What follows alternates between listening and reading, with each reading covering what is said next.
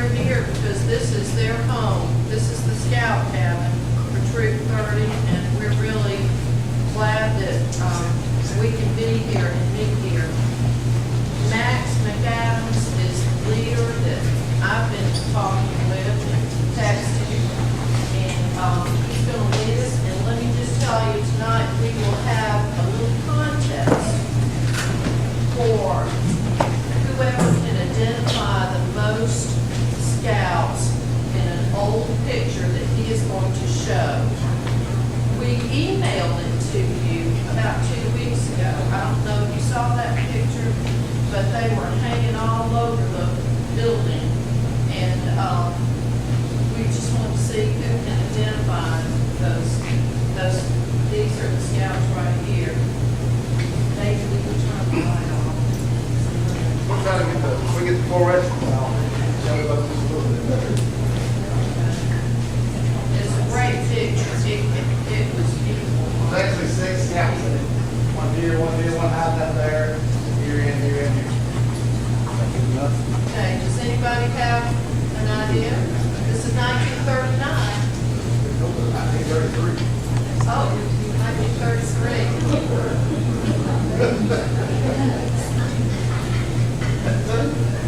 Jack's looking, ain't he? Yeah, I was before then.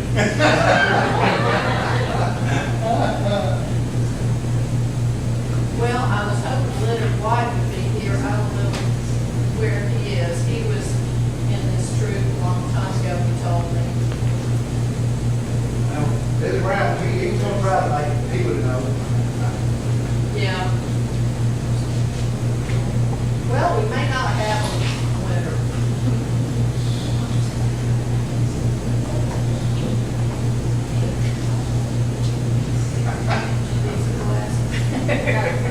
We've got a picture.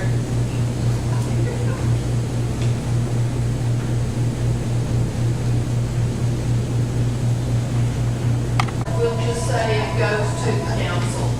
There you go. We cheated a little bit, but we didn't have the answer because it was on the back of this picture. So it's all right to show it. We good now? Are we ready? Yeah.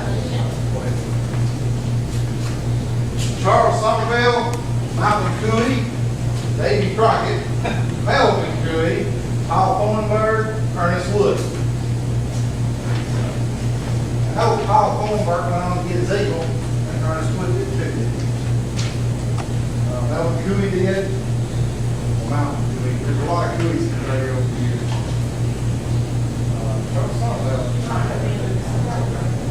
This was a picture from the first scout that we're fixing to learn about in 32, 33, which was, well, we were all this way. Are we getting started then? Yeah. Okay then. Let me get my paper out here. My name is Max McAdams. I'm the current scoutmaster of Troop 30. Troop 30 serves boys between the ages of 11 and 18 in this area. I've been involved with the Scouts of Shannon for 9 years. I've also got several scouts that are here that are going to help present this presentation. One of the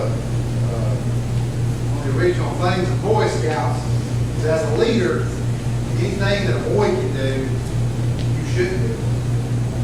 So there's going to be quite a few of the boys that's going to be up here, and they were deeply involved in this. Before I introduce them, I want to give some thank yous out. We've got several people that this was a group effort that has gone on for several months, so I'm going to go ahead and mention their names. Jonathan Rogers, Tammy Rogers, James Rogers, Jane Pearson, Kim McAdams, Kathleen Wells, Angela Goodson, Jack Diggy, Melvin Phillips, Billy Brown. All of those, there's probably other people because I did talk to quite a few people. The accuracy of this is as good as we can get it. Being a historical society, you know, it's hard to find and go back with. You just can't. It's just really hard at times. So if you find anything that you directly know is maybe not how it was, please let us know. Because the boys are going to take this and expand on it a little bit and actually make it into a YouTube movie so they can put it on our website. and keep growing it over the years so that we have a history and we don't have to spend this much time. One particular thing, on some of the things that we're talking about, you'll hear 1934, you'll hear 1931. National BSA has Troop 30 first charter. The charter is when they start in 1931. We're part of the Atlantic Council. But then you have other things that say 34. So some of the things the boys are going to say is going to say 34. And really there's a question between 31 and 34. So we've been here a long time. So we can go ahead and get started. I'm going to go ahead and introduce our boys that are helping us. Our senior patrol leader, Dustin Bailey. This is the youth leader of the troop, elected. His assistant senior patrol leader, Killian Chapman. And then we've got Andrew Welsh, who's the Dragon patrol leader. And Drew Nelson, who's the Fox patrol leader. Jacob McAdams, who's the assistant Dragon patrol leader. And Grant Griffin, who's our troop scribe. We also have other scouts that are here. And we have some Cub Scouts here too. So I guess I'll turn it over to Mr. Dustin. You know, I forgot to put the microphone on. I hope everybody could hear me. I'll leave it up here with Dustin.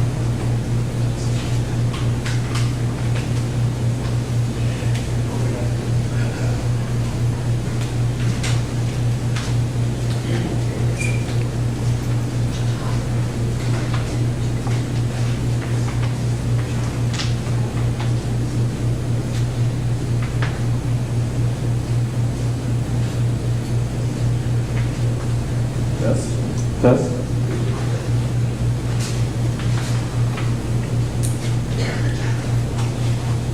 First of all, I'd just like to thank Max for the lovely introduction.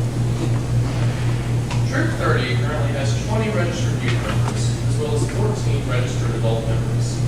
As of now, our troop is a gold, Journey to Excellence, award-winning troop that gave a whopping 1,500 service hours to surrounding communities in 2014.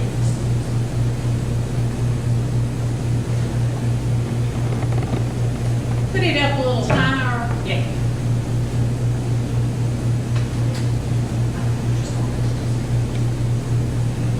Test.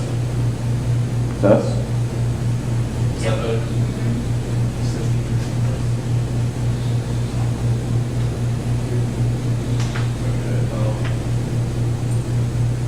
Our Scoutmaster, Max McAdams, was one of the founding members of our 9-year-old Cub Scout pack number 30, which serves boys between the ages of 7 and 10 years of age.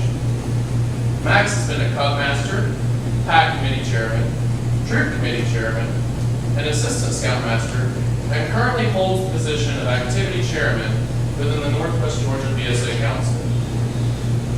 On average, Max spends around 50 nights a year in the woods involved in various scouting activities. Some people say our Scoutmaster is scouting crazy and does a whole lot more scouting than is actually necessary, and that may be true. As our troop researched the history of Troop 30 for this presentation, some amazing similarities popped up between our Scoutmaster and past scout leaders of our troop. We have come to hypothesize that Max's volunteering attitude may have to do with something in the Shannon water. Looking at the history of Troop 30's Shannon membership, there are plenty of men and women who qualify as scouting crazy. People like Shaq Williams, Jack Gaines, Roy Powell, Earl Godfrey, Julian K. Morrison, Howard Hart, Herbert Landry, James T. Briggs, John P. Peake, Milton Metcalf, Boobie Beard, Con T. Sanders, Edward Kelly, Dale Harrison, and Andy Carroll, just to name a few. These are people that were involved in serving the youth in Shannon and the people that ultimately aimed at making this community, this nation, and the world a better place. That's what scouting does. That is what makes scouting so unique.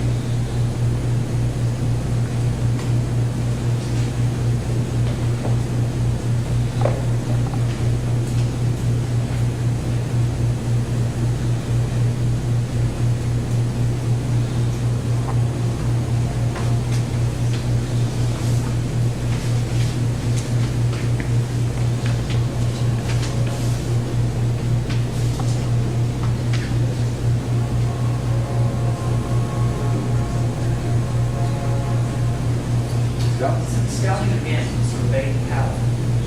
Original purpose is to build good character.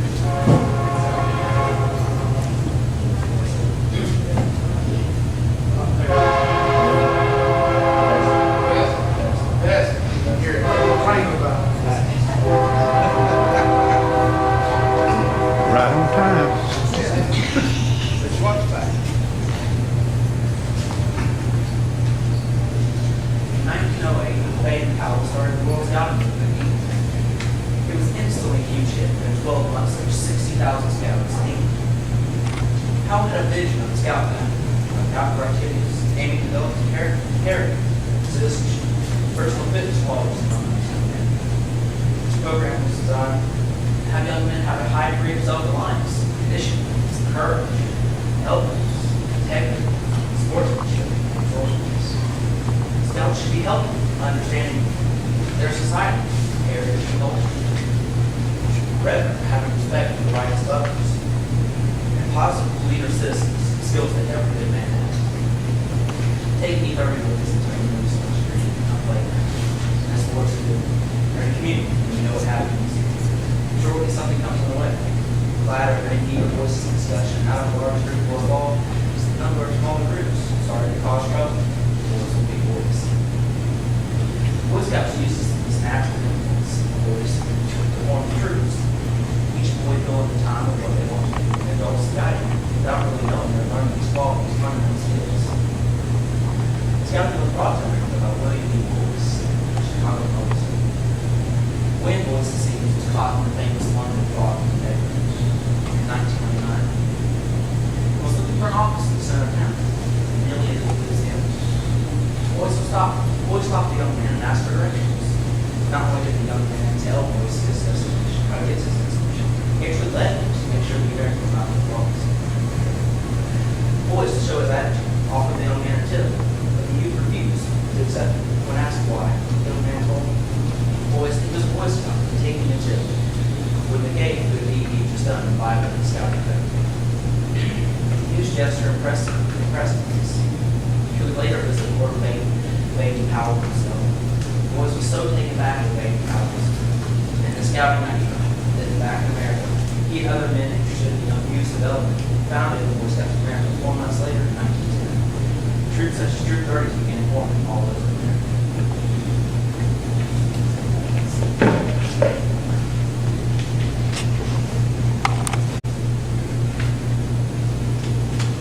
William L. Lyle, both presidents of Brighton Mills. These men ultimately were instrumental in bringing the mill to Shannon. Both men were very involved in charitable organizations and believed in the welfare of the people to do, especially the employees of the business. Business to them was more than just earning money. Their businesses were centered in communities, and they cultivated their responsibilities to the communities to actively help people have quality of life. The Lyles did this as far back as 1914. Both gave financially to the National Council of the Boy Scouts of America as early as 1914. They were sold on the promise of scouting from the very beginning. Southern Brighton Mill's attitude toward the community continued with Julian Morrison, president of the mill and was the chairman, starting in 1934 until his passing in 1949. To understand what Mr. Morrison's position for 18 years meant, let's talk quickly about the Boy Scout troop construction. There's the National PSA. It develops and communicates program and training to local councils. The local council provides program support to local troops. When you get down to the local troops for units,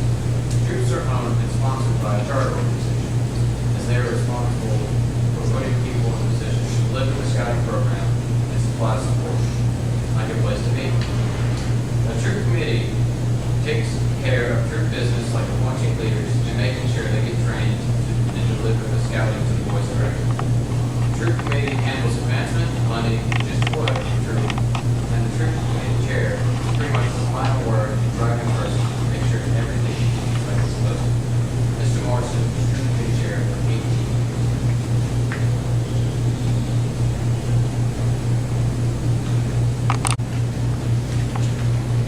We talk about what the boys are taught in scouting. One example is this. Will all Scouts present please join me in raising the Scout sign in order to keep the Scout oath?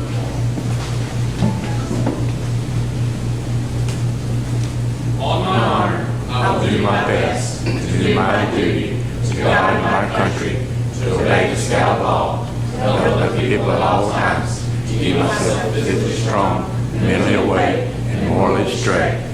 The Scout is trustworthy, loyal, helpful, friendly, courteous, kind, obedient, cheerful, thrifty, brave, clean, and reverent. 2. You left out one, hungry. In 1939, just 2 years prior to the United States entering the Second World War, these same words and hand signs were recited by Scouts from Troop 30 on this very spot. You may be wondering to yourself, how is that so? That is because our current Scout hut, the very building we are currently in, is built on the exact same plot of land as the original Scout hut back in 1939. To give you all an impression of what it was like to be involved with the troop in 1942, please listen to the following readings of letters that were printed in the Brighton and Thorpe and Webb newspaper during that time period.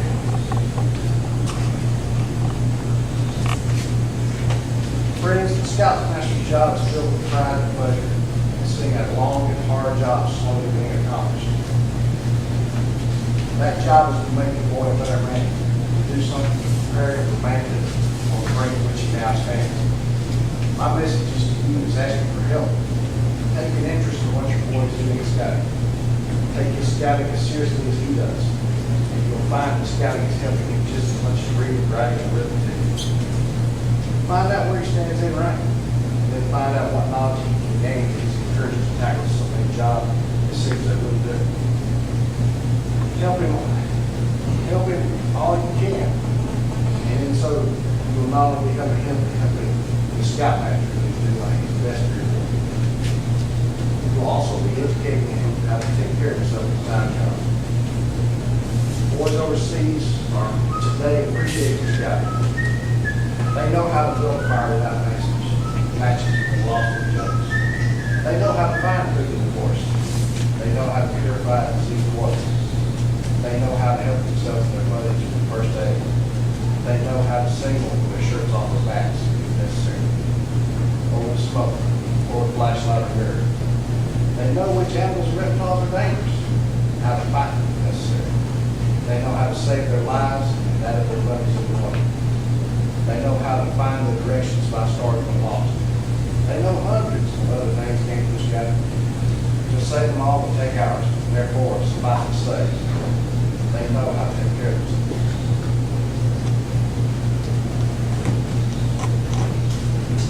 The mother, dear son, somehow today I remember the little fellow who went on his first scout hunt. The pack you carried was almost as large as you. As you left, you said, "So long, Mom. I'll be home before dark." Then came the first overnight hike. I worried a little. It rained so hard. But the next day I saw you coming up the street, tired, dirty, hungry, but happy.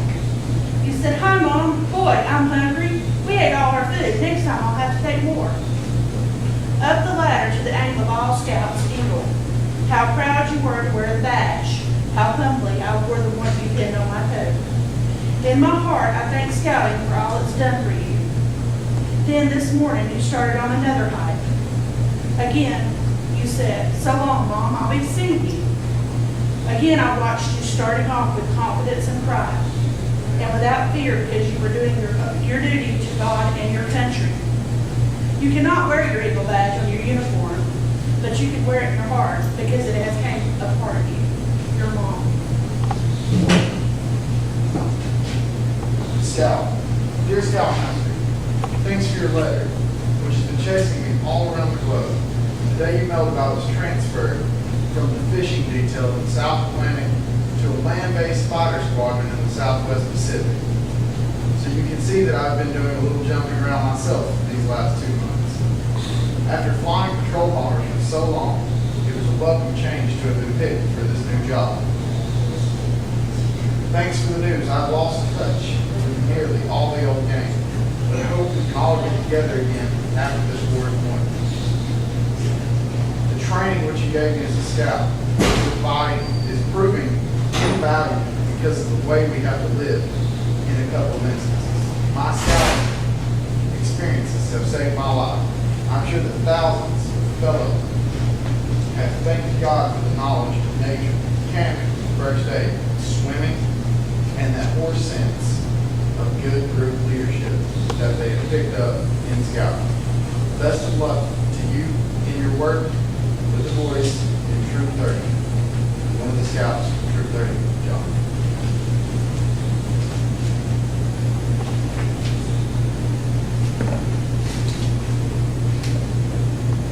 Thanks, Dave.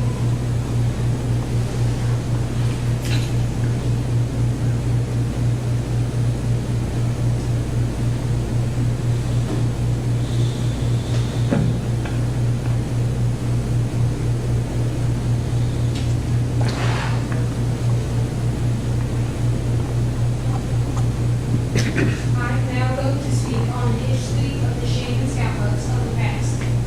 As scouts, we hold a certain pride in our scout club. I can assume this is especially true when we speak of the original scout clubs in this area. In March of 1934, Troop 30 Boys and Watson, started the construction of their first scout club. This hut was located on Mill Park on a small hill about 100 yards directly behind the Watson plant. This was a true pioneer project. The scouts had to select, cut, snake, and drag them off all the way over to the academy. At the end of the day, the scouts are covered in resin and sweat. Oh, how I wish I could have been there and participated in this endeavor. In a little over a year, in the late summer of 1935, Troop 30 built its first scout. Unfortunately, in October of 1938, just 3 years after the first scout club was completed, a horse fire burned it to the ground. The troop remained intact and started leaving the pool. What the pool was is not exactly clear. Was it a billiard room or an actual pool house? We don't know. Once again, bad luck hits. The scouts had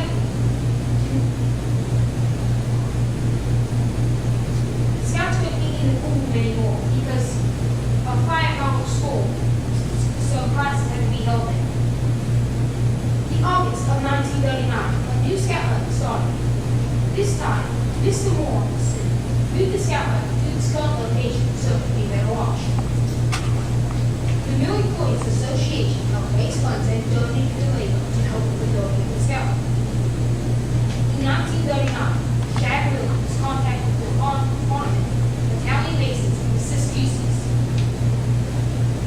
to construct the rock fighters at the scout hut. An interesting fact, Henry Ford himself had the Siskiyous from all the way over to Italy to build grand homes for Mount Bavaria.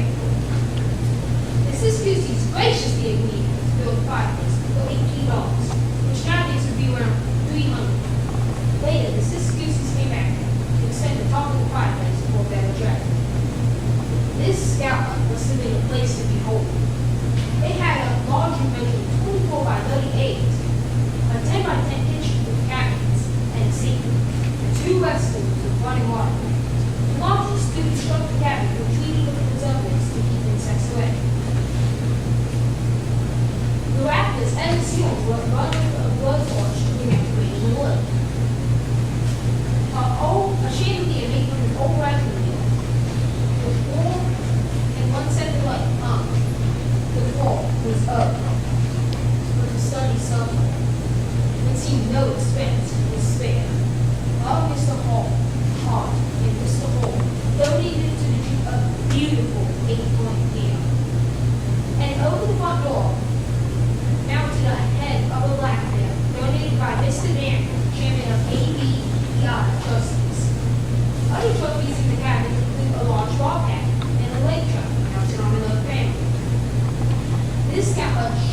takes place, Scouts and the community would enjoy.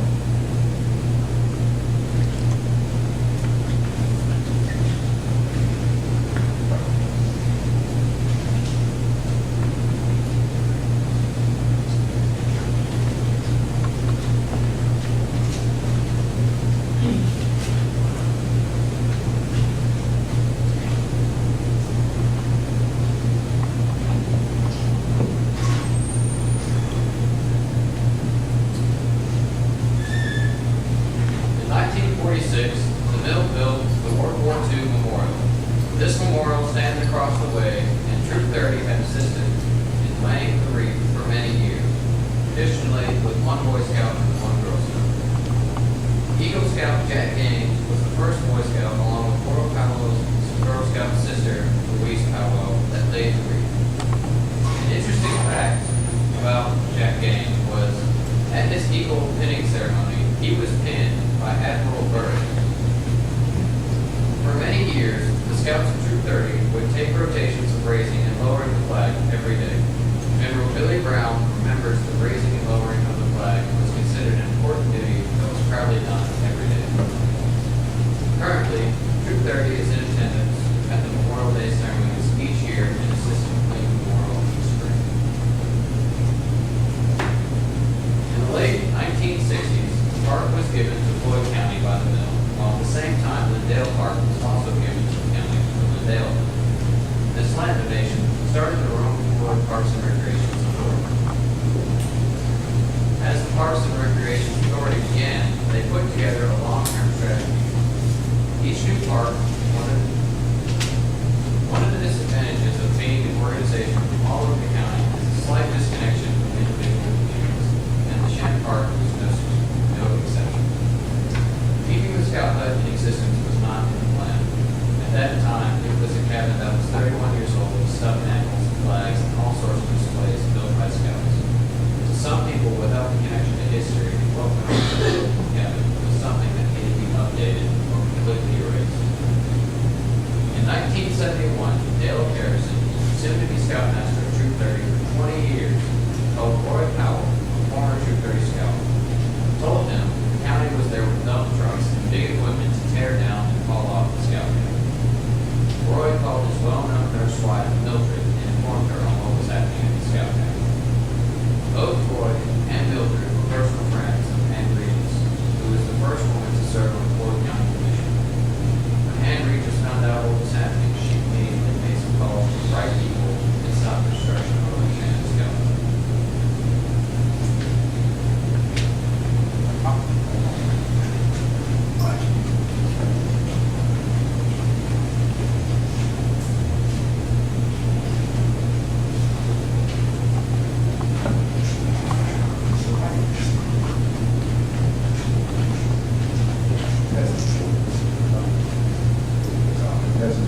Hear me? Just hold it close. I can do it. Then I have to roll my body because as a scoutmaster, I'm used to talking really loud. The scout cabin has served our scouting community well for many years. 1990, the Shannon Park, with the help of the Floyd County Commission, was renamed in honor of Shag Williams as Shag Williams Park. Mr. Williams was in attendance at the dedication. After 52 years of great service, the Scout Cabin burned in March of 1991, right after it had been dedicated to Shag. With an instrumental help from County Commission Chairman Jack Dickey and donated supervision from a committee of retirees, members which included Shag Williams, Roy Powell, James Masworthy, Sam Talley, Malcolm Cooey, Manuel Smith. All on this committee were original members of Troop 30. Using his life experiences from building log cabins as a career, Shag Williams once again gave critical help to Troop 30.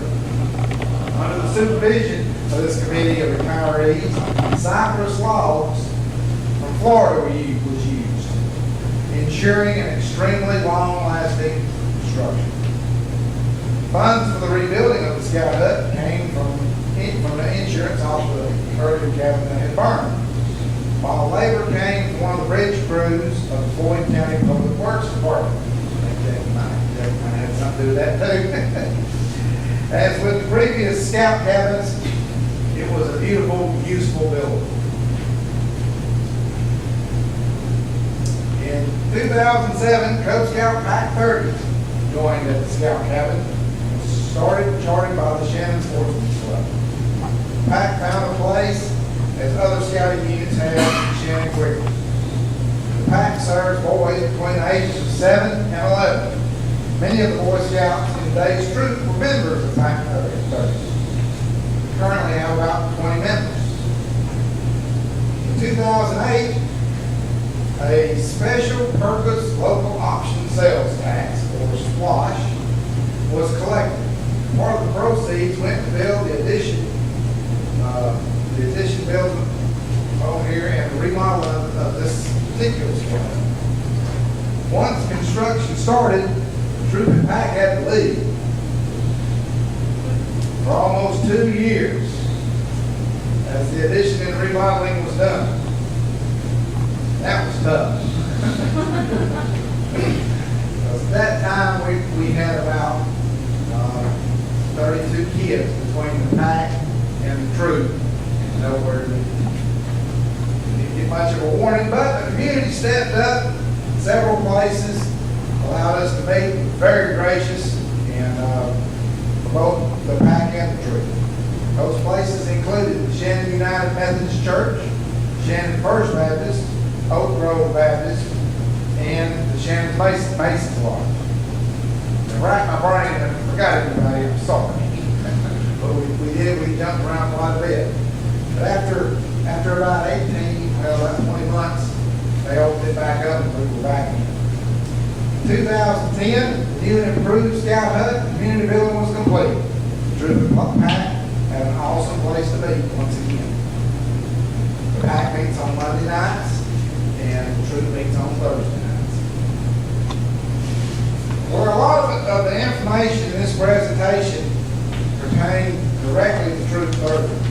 It needs to be mentioned, there was also an Explorer post for years and years, as well as a very active Girl Scout troop from the very beginning. And in 1939, Mr. Morrison turned the keys over to the Scoutmaster of the troop. He also turned over a set of keys to the Girl Scout leader of the Girl Scout troop. And I'm not that familiar with the Girl Scout history, but I do know currently they do have an active Girl Scout troop leading here. Always been utilized all of them. Over the years, the Scouts of Shannon have done countless fundraisers, service projects, and community projects. So many that it would be impossible to list them all here. I've got a few I'd like to just mention real quick. Several council camporees were hosted and held in this park by Troop 30. Many council annual meetings were hosted at Model Cafeteria and I think in the actual Scout House back in the 40s. They built picnic tables for state parks, Model Middle School. In World War II, the troop collected enough old newspapers to buy everyone in the troop. And back then, there was average about 30 to 35 scouts, everyone in their own uniform. They repaired the flagpole at Model Elementary. They planted thousands of trees over the years. And one weekend in 85, had a council camporee here, and so we had extra help and planted over 7,000 trees that one week. A lot of them over near Fox Road, somewhere over there. Many of the Explorer Scouts were members of the county civil defense, helped search for lost people in the forest, unfortunately people in the rivers. Visited nursing homes, painted and repaired some local churches, cleaned up several cemeteries, and donated and installed church playgrounds, had food drives, been involved with Toys for Tots at Christmas time. They've sent military care packages. They've made repairs at Camp Sidney do. As far back as the early 40s, they've had numerous scouts that have full staffing positions at summer camp in Kansas City. They've assisted Cholla State Park with the Christmas program and maintained trails for many years. They've also assisted at Chickamauga National Battlefield with trail maintenance. That's just a few of them.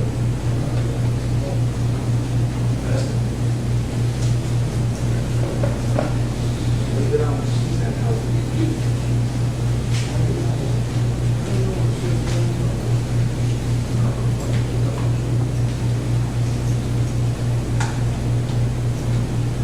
There have been many scouts involved in Troop 30 over the years, but only a few have reached the highest rank in all of Boy Scouts, the Eagle Award. Although not every scout earns the Eagle Award, every boy that has partaken in Scouts will be a better man because of all that he has learned and experienced by being a scout.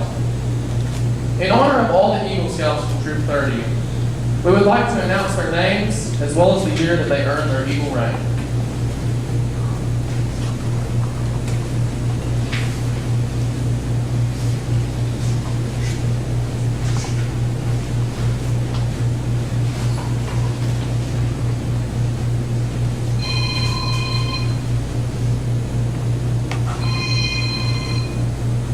Sidney Thornburg, 1939.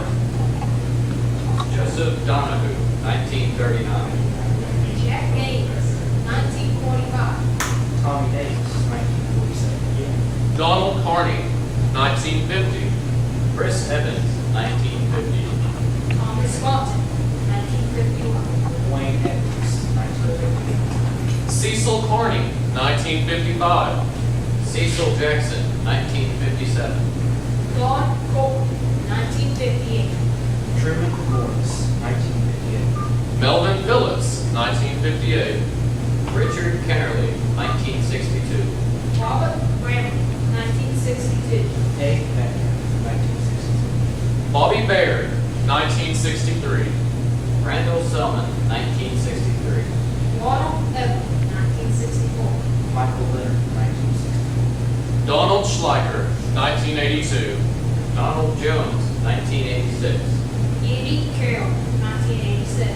Preston Weems, 1987. Stephen Watson, 1987. Trevor Britt, 1990. Dean Cornett, 1990. Glenn Harrison, 1990. William Cook, 1992. David Barnett, 1999. John P., 1999. Thomas Kenner, 1990. Timothy Fowler, 2005. Dan Rogers, 2010, Manny Adams, 2015.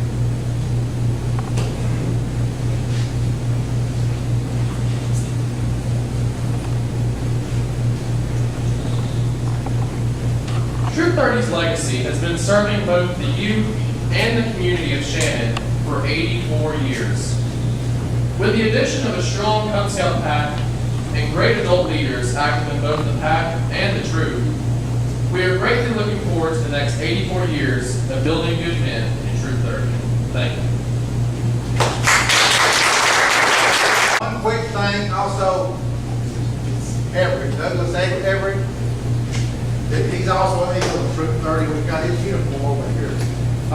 If you heard names or you didn't hear a name of somebody that you know got an Eagle, we would love to know it.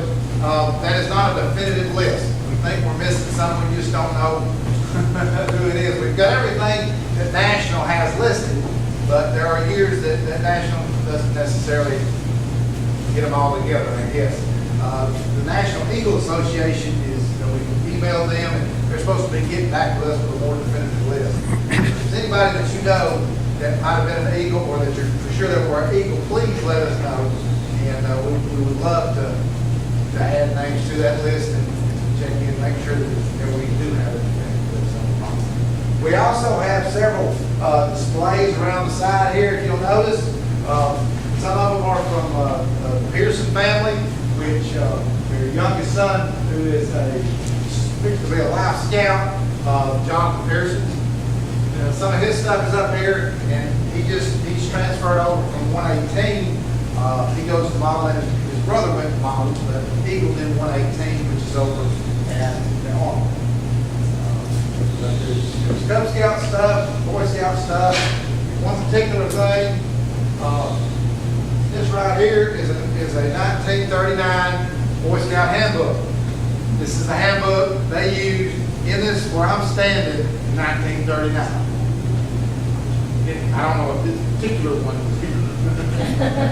But somebody gave my son, during his Eagle, this was his gift. So, you're more welcome to look at it. Was there any questions maybe that we could answer about Troop 30 years? Any of the things that we did? Yeah, what do y'all do? We meet on Thursday night at 7 o'clock. It's an hour and a half meeting. Every Thursday? Every Thursday, except Thanksgiving, Christmas, summer camp, and the week after summer camp. So there's 4 weeks we don't meet. So, but every month we go into wood. Yes, sir. This uniform you got over here on the Eagle badge, I noticed he also got a palm, didn't he? Yes, yeah, I believe so. Yeah. That's Douglas Everett in 1982. You got palms too, didn't you? And this is James Rogers right here that stood up and read the, he's an assistant scoutmaster and he was an Eagle from Troop 30. And he gave me, how many palms did you get? Gold, silver. Okay, gold, silver. When they talk about palms as an Eagle, that means you get your Eagle and then you keep learning stuff, you keep getting merit badges and you keep doing stuff and then you get the palms, which it's a rare thing. It really is. How many merit badges did you get? You don't even remember. It's over 70. It's over 100. There's 131 merit badges that the boys can earn.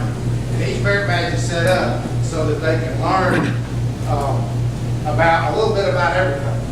And hopefully a lot of their stuff, what they learn, will point them, like if they take pioneering, or if they take nuclear science, or if they take nature, or if they take bird study, that they are introduced to that skill enough that if that's where they really like to do, they can go on with it. And 100 merit badges or over 100, it's quite the accomplishment. Yes, sir, I am over there. Oh, good deal, good deal. You'll see a lot of our boys that have got what they call flaps that are Order of the Arrow. Order of the Arrow is the Honor Society or the Boy Scouts.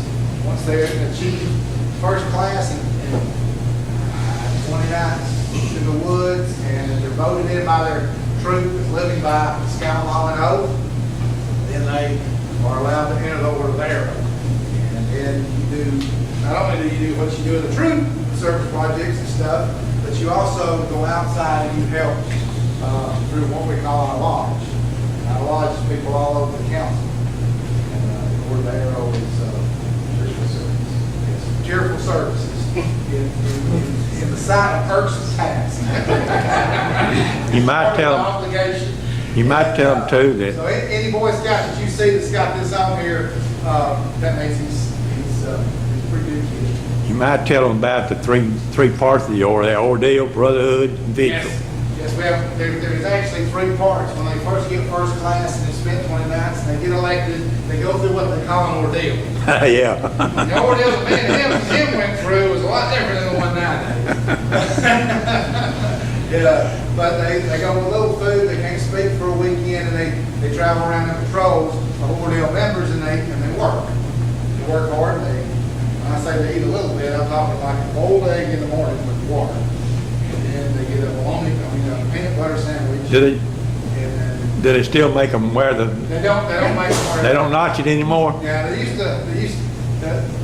Boy Scouts of America has changed over the years. And now, one of the things is we can't have any secret societies. And the Order of the Arrow pretty much used to be a secret society. They don't do that anymore. It is the National Honor Society. It's been embraced by national completely, and they do a lot of good. They really do. But anyway, there's Ordeal Brotherhood is where you go back and after so long, then you actually go through a lot of other tests and you reach into to see how your scouting experience can help both your troop, the community, and the lodge. And then you got Vigil, which I got called out for, so I'm fixing to be vigil, which is, why not? But anyway. Now that, does the division have to be, okayed by the National Council now? Yes. What about the camps that you do? Are they, summer camps are like week-long camps, or are they a few days? How do those work? Well, they have, of course, the thing that all the way back in the, matter of fact, about 30 times when City just started up. They have a week-long summer camp where boys go and they earn merit badges. They stay up there, they sleep in army tents, and we still do. There's 2 tents per one, and they take merit badge classes all day for about 4.5 days, 5 days, the other stuff. And they stay out in the woods for 6 days up at camp. There's also other events that happen like Camp Reeves. You had heard that I said it was Camp Reeves. That's when a bunch of troops will come. They will have a theme and a program for the weekend. And other troops will compete against other troops for different recognition and stuff like that. Are there other locations they go to other than Sydney View? Well, for our council, Sydney View is where our summer camp is. Sometimes many troops will go, like 1 year to Sydney View, and then they'll go to another one called Burt Adams, and that's over the Atlanta Council, Woodruff. There's a Northeast Georgia has one called Rainy Mountain. And all those are a lot bigger camps. Yeah, weekend camps are anything. Troop 30, by the way, is in the woods every month and have been continuously for 94, 97 months, continuously, except for 1 month. We're still waiting somewhere. We just didn't spend the night in the woods. It was in the winter time. I don't know what that was. But anyway, well, so did that answer your question about? Yeah, and we have an event in the spring called Dew Dog, where a bunch of all the council goes for just a weekend, and Cub Scouts go, and so do Ventures. They have another arm of the VSA where Explorers, Cub Scouts, Boy Scouts. One other arm is called the Ventures. Ventures are actually 14 to 21-year-old male and female kids that have their own program, and they're part of the VSA. And they do a lot of high adventure stuff. You might tell them a little bit about the conclave y'all just had. I didn't get to go. Yes, speaking of the Order of the Arrow, we had a conclave, which I guess it was over 1,000 people. 1,400. 1,400. How much? 1,400? I was told 1,400. 1,400. It was at Sydney Dew. There was a lot of members in Troop 30 that was up there helping out with the staffing and stuff. But it was called a section conclave. A section conclave is when lodges all over the South come to one place and dance and all sorts of stuff. It was an absolute great success. It was a really big thing. It's just any of these events that these boys go to see other boys wearing the uniform and fellowship and scouting, it's just a good thing. They're good scout folks. If there's any doubt what I do, what Jonathan Rogers does, James, my wife, Tammy, and Kat, and anybody else I missed, Bunky and Clyde, and Jackie, and Hope, and Mr. Brooks, and David Pearson, all these people, and Jonathan there. There's a lot of people that's involved in this, and we have seen it over and over and over. And those of you that were in scouting, it really changes lives and it makes the world a better place. So we really love what we do, and so there you go.